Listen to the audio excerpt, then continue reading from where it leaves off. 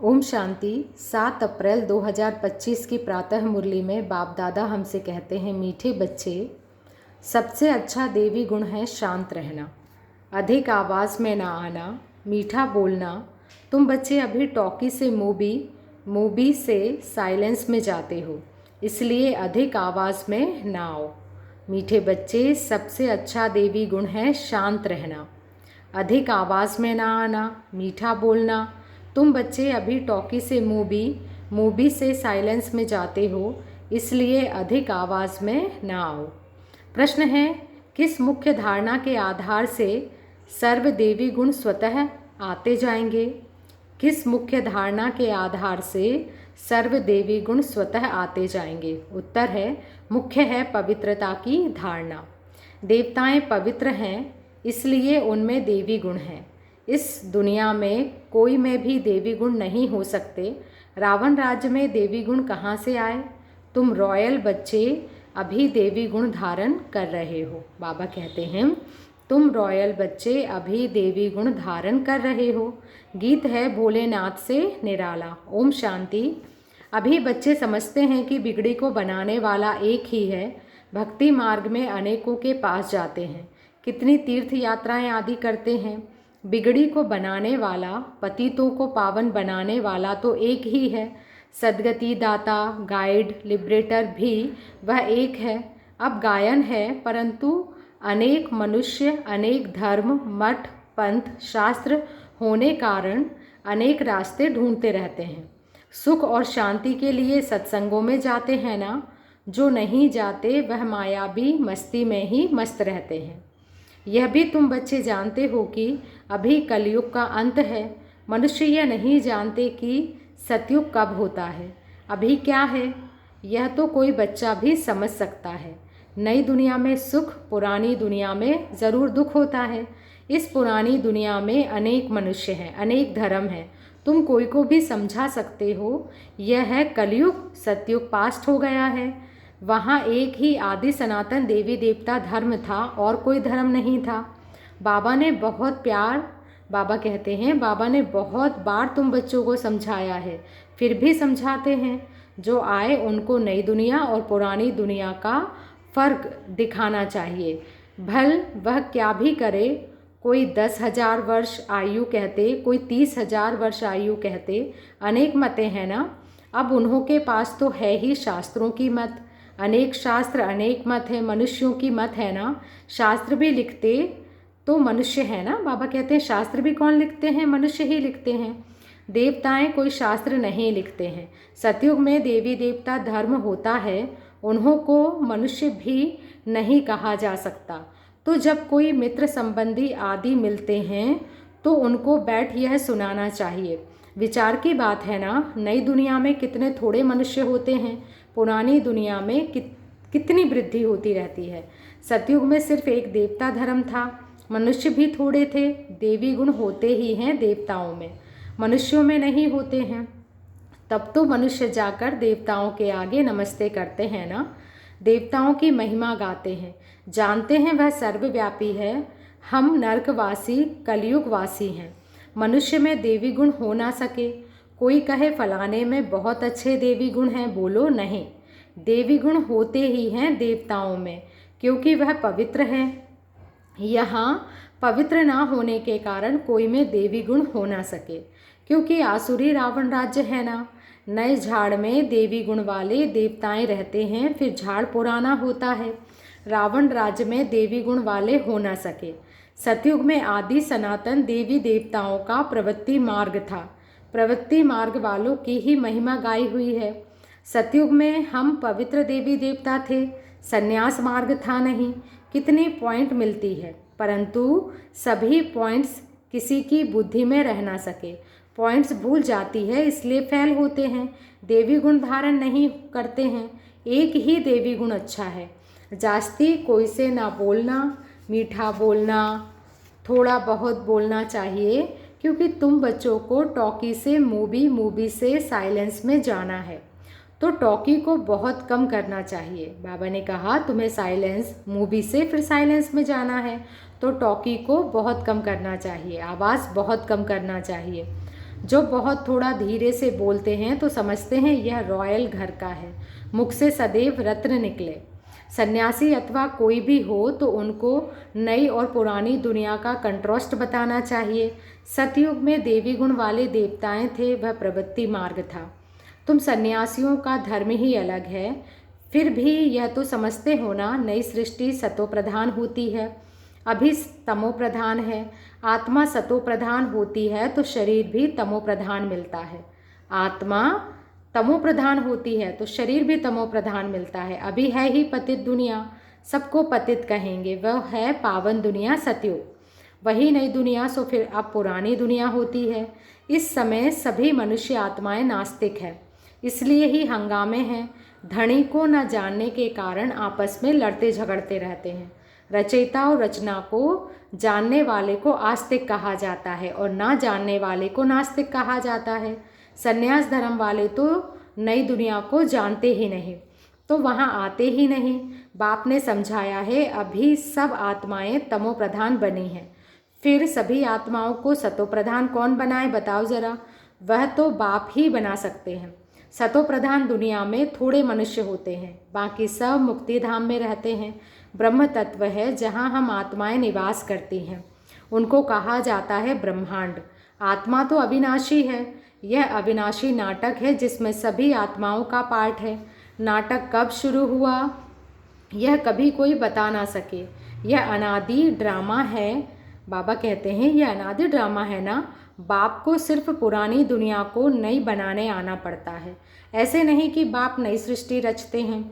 जब पतित होते हैं तभी पुकारते हैं, सतयुग में कोई पुकारते नहीं, है ही पतित दुनिया। बाबा कहते हैं सतयुग में कोई पुकारते नहीं क्योंकि वह है ही पावन दुनिया। रावण पतित बनाते हैं, परमपिता परमात्मा आकर पावन बनाते हैं। आधा आधा ज़रूर कहेंगे ना, ब्रह्मा का दिन और ब्रह्मा की रात आधा आधा है। ज्ञान से दिन होता है, वहाँ अज्ञान है नहीं। भक्ति मार्ग को अंधियारा मार्ग कहा जाता है। देवताएं पुनर्जन्म लेते लेते फिर अंधियारे में आते हैं, इसलिए इस सीढ़ी में दिखाया है मनुष्य कैसे सतो रजो तमो में आते हैं। अभी सबकी जड़जड़ी भूत अवस्था है। बाप आते हैं ट्रांसफ़र करने, अर्थात मनुष्य को देवता बनाने। जब देवता थे तो आसुरी गुण वाले मनुष्य नहीं थे। अभी इन आसुरी गुण वालों को फिर देवी गुण वाला कौन बनाए। अभी तो अनेक धर्म अनेक मनुष्य हैं, लड़ते झगड़ते रहते हैं। सतयुग में एक धर्म है तो दुख की कोई बात नहीं। शास्त्रों में तो बहुत दंत कथाएं हैं जो जन्म जन्मांतर पढ़ते आते हैं। बाप कहते हैं यह सब भक्ति मार्ग के शास्त्र हैं, उनसे मुझे प्राप्त कर नहीं सकते। मुझे तो स्वयं एक ही बार आकर सबकी सद्गति करनी है, ऐसे वापस कोई जा ना सके। बहुत धैर्य से बैठ समझाना चाहिए, हंगामा भी ना हो। उन लोगों को अपना अहंकार तो रहता है ना, साधु संतों के साथ फॉलोअर्स भी रहते हैं, झट कह देंगे इनको भी ब्रह्मा कुमारियों का जादू लगा है। सयाने मनुष्य जो होंगे वह कहेंगे यह विचार करने योग्य बातें हैं। मेले प्रदर्शनी में अनेक प्रकार के आते हैं ना, प्रदर्शनी आदि में कोई भी आए तो उसे बड़े धैर्य से समझाना चाहिए, जैसे बाबा धीरज से समझा रहे हैं। बहुत ज़ोर से बोलना नहीं चाहिए। प्रदर्शनी में तो बहुत इकट्ठे हो जाते हैं ना, फिर कह देना चाहिए आप कुछ टाइम देकर एकांत में आकर समझेंगे तो आपको रचयिता और रचना का राज समझाएंगे। रचना के आदि मध्य अंत का ज्ञान रचयिता बाप ही समझाते हैं, बाकी तो सब नेति नेति ही करके जाते हैं, कोई भी मनुष्य जा ना सके। ज्ञान से सद्गति हो जाती फिर ज्ञान की दरकार नहीं होती। यह नॉलेज सिवाय बाप के कोई समझा ना सके। समझाने वाला कोई बुजुर्ग होगा तो मनुष्य समझेंगे यह भी अनुभवी है, जरूर सत्संग आदि किया होगा। कोई बच्चे समझाएंगे तो कहेंगे यह क्या जाने, तो ऐसे ऐसे को बुजुर्ग का असर पड़ जाता है। बाप एक ही बार आकर यह नॉलेज समझाते हैं, तमो प्रधान से सतो प्रधान बनाते हैं। माताएं बैठ उनको समझाएंगी तो खुश होंगे। बोलो, ज्ञान सागर बाप ने ज्ञान का कलश हम माताओं को दिया है, जो हम फिर औरों को देते हैं। बहुत नम्रता से बोलते रहना है। शिव ही ज्ञान का सागर है जो हमको ज्ञान सुनाते हैं। कहते हैं मैं तुम माताओं द्वारा मुक्ति जीवन मुक्ति के गेट खोलता हूँ और कोई खोल ना सके। हम अभी परमात्मा द्वारा पढ़ रहे हैं, हमको कोई मनुष्य नहीं पढ़ाते हैं। ज्ञान का सागर एक ही परमपिता परमात्मा है। तुम सब भक्ति के सागर हो। भक्ति की अथॉरिटी हो, ना कि ज्ञान की। ज्ञान की अथॉरिटी एक मैं ही, बाबा कहते हैं ज्ञान की अथॉरिटी एक मैं ही हूँ। महिमा भी एक की ही करते हैं। वही ऊंचे ते ऊंचा है, हम उनको ही मानते हैं। वह हमको ब्रह्मा तन से पढ़ाते हैं, इसलिए ब्रह्मा कुमार ब्रह्मा कुमारियाँ गाए हुए हैं। ऐसे बहुत मीठे रूप में बैठ समझाओ। भल कितना भी पढ़ा हुआ हो, ढेर प्रश्न करते हो, पहले पहले तो बाप पर ही निश्चय कराना है। पहले तुम यह समझो, रचता बाप है व नहीं। सभी का रचयिता एक ही शिव बाबा है। वही ज्ञान का सागर है। बाप टीचर सदगुरु है। पहले तो यह निश्चय बुद्धि हो कि रचता बाप ही रचना के आदि मध्य अंत का ज्ञान देते हैं। वही हमको समझाते हैं। वह तो जरूर राइट ही समझाएंगे, फिर कोई प्रश्न उठ ना सके। बाबा आते ही हैं संगम पर, सिर्फ कहते हैं मुझे याद करो तो पाप भस्म हो जाए। हमारा काम ही है पतित को पावन बनाने का। अभी तमो प्रधान दुनिया है। पतित पावन बाप बिगर कोई को मुक्ति मिल नहीं सकती। सभी गंगा स्नान करने जाते हैं तो पतित ठहरे ना। मैं तो कहता नहीं हूँ कि गंगा स्नान करो, मैं तो कहता हूँ मामेकम याद करो। मैं तुम सभी आशिकों का माशूक हूँ। सभी एक माशूक को याद करते हैं। रचना का क्रिएटर एक ही बाप है। वह कहते हैं देही अभिमानी बन मुझे याद करो, तो इस योग अग्नि से विकर्म विनाश होंगे। यह योग बाप अभी ही सिखलाते हैं, जबकि पुरानी दुनिया बदल रही है। विनाश सामने खड़ा है। अभी हम देवता बन रहे हैं। बाबा कितना सहज समझाते हैं। बाप के सामने भल सुनते हैं, परंतु एक रस हो नहीं सुनते। बुद्धि और तरफ भागती रहती है। भक्ति में भी ऐसे होता है। सारा दिन तो बेस्ट जाता है, बाकी जो टाइम मुकर्रर करते हैं उसमें भी बुद्धि कहाँ कहाँ चली जाती है। सबका ऐसा हाल होता होगा, माया है ना। कोई कोई बच्चे बाप के सामने बैठे ध्यान में चले जाते हैं। यह भी टाइम वेस्ट हुआ ना, कमाई तो नहीं हुई। बाप तो कहते हैं याद में रहो जिससे विकर्म विनाश हो। ध्यान में जाने से बुद्धि में बाप की याद नहीं रहती। इन सब बातों में बहुत घोटाला है। तुमको तो आंखें बंद भी नहीं करनी है, याद में बैठना है ना। आंखें खोलने से डरना नहीं चाहिए। आंखें खुली हो, बुद्धि में माशूक की याद हो। आंखें बंद करके बैठना यह कायदा नहीं है। बाप कहते हैं याद में बैठो, ऐसे थोड़ी ही कहते हैं कि आंखें बंद करो। आंख बंद कर कांध ऐसे नीचे कर बैठेंगे तो बाबा कहेंगे देख। बाबा कैसे देखेंगे? आंखें कभी बंद नहीं करनी चाहिए। आंखें बंद हो जाती है तो कुछ दाल में काला होगा। और कोई याद करते होंगे। बाप तो कहते हैं और कोई मित्र संबंधियों आदि को याद किया तो तुम सच्चे आशिक नहीं ठहरे। सच्चा आशिक बनेंगे तभी ऊंचा पद पाएंगे। मेहनत सारी याद में है। देह अभिमान में बाप को भूलते हैं, फिर धक्के खाते रहते हैं। और मीठा और बहुत मीठा भी बनना चाहिए। वातावरण भी मीठा होना चाहिए। आवाज़ नहीं, कोई आवाज़ नहीं। वातावरण भी मीठा, और बाबा कहते हैं कोई आवाज़ नहीं। कोई भी आए तो देखे बात कितनी मीठी करते हैं।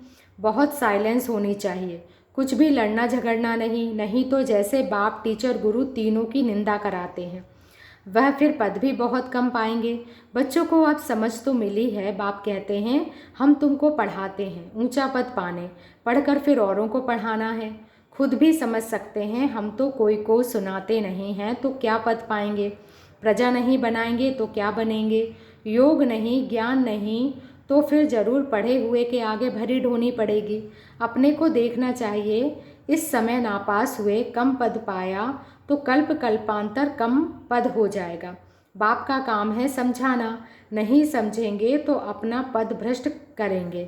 कैसे किसी को समझाना चाहिए वह भी बाबा समझाते रहते हैं। जितना थोड़ा और आहिस्ते बोलेंगे उतना अच्छा है। बाबा सर्विस करने वालों की महिमा भी करते हैं ना। बहुत अच्छी सर्विस करते हैं तो बाबा की दिल पर चढ़ते हैं। सर्विस से ही तो दिल पर चढ़ेंगे ना। याद की यात्रा भी ज़रूर चाहिए, तभी सतो प्रधान बनेंगे। सजा जास्ती खाएंगे तो पद कम हो जाएगा। पाप भस्म नहीं होते हैं तो सजा बहुत खानी पड़ती है, पद भी कम हो जाता है। उसको घाटा कहा जाता है। यह भी व्यापार है ना, घाटे में नहीं जाना चाहिए। देवी गुण धारण करो, ऊंच बनना चाहिए। बाबा उन्नति के लिए किस्म किस्म की बातें सुनाते हैं। अब जो करेंगे सो पाएंगे। तुमको पाकिस्तानी बनना है, गुण भी ऐसे धारण करने हैं। अच्छा, मीठे मीठे से किल्दे बच्चों प्रति माता पिता बाप दादा का याद प्यार और गुड मॉर्निंग।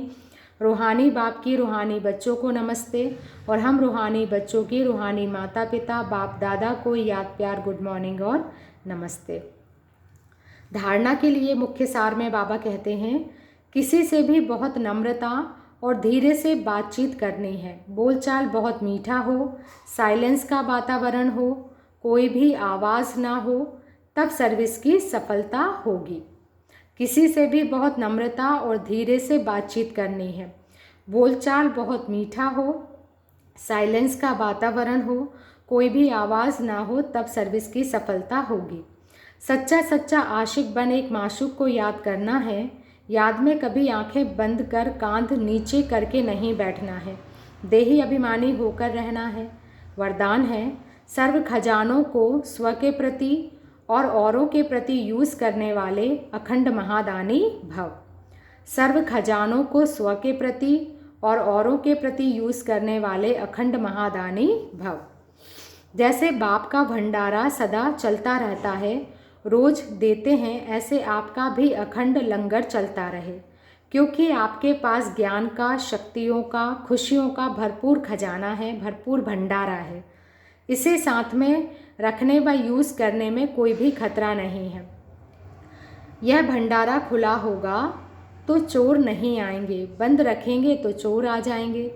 इसलिए रोज़ अपने मिले हुए खजानों को देखो और स्व के प्रति और औरों के प्रति यूज़ करो तो अखंड महादानी बन जाएंगे। स्लोगन है, सुने हुओं को मनन करो, मनन करने से ही शक्तिशाली बनेंगे। सुने हुए को मनन करो, मनन करने से ही शक्तिशाली बनेंगे। अव्यक्त इशारे हैं आज के। कंबाइंड रूप की स्मृति से सदा विजयी बनो, कंबाइंड रूप की स्मृति से सदा विजयी बनो। सेवा और स्थिति बाप को और आप, सेवा और स्थिति बाप और आप, यह कंबाइंड स्थिति, कंबाइंड सेवा करो तो सदा फरिश्ते स्वरूप का अनुभव करेंगे। सदा बाप के साथ भी है और साथी भी है, यह डबल अनुभव हो। स्व की लगन में सदा साथ का अनुभव करो और सेवा में सदा साथी का अनुभव करो। अच्छा, ओम शांति। शुक्रिया बाबा, शुक्रिया।